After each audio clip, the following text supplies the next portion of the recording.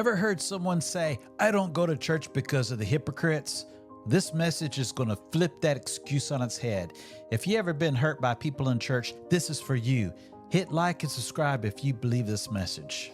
Look, one of the questions that I've heard people say to ask is, why are you so angry at a God you don't believe in? Yeah, right.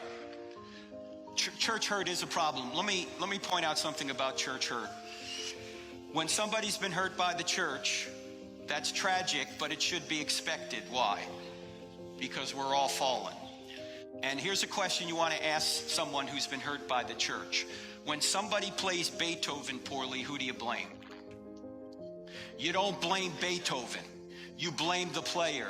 So when somebody plays Jesus poorly, who do you blame? You don't blame Jesus. Look, just because I'm not true and beautiful doesn't mean Jesus isn't true and beautiful. In fact, newsflash, Christianity is not Christians. Christianity is Jesus. Keep your eyes on Jesus. In fact, in the second debate I had with Hitchens, I said, Christopher, you're right. A lot of religious people have done evil things. I've done evil things. And that's why you need a savior. If I was perfect, I wouldn't need a savior. I told him I'm a hypocrite. I can't live up to what Jesus told me to live up to.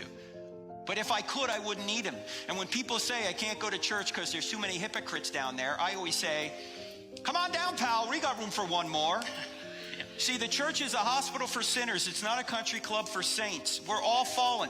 To say you can't go to church because there's too many hypocrites is like saying I can't go to the gym because there's too many out-of-shape people down there. Right?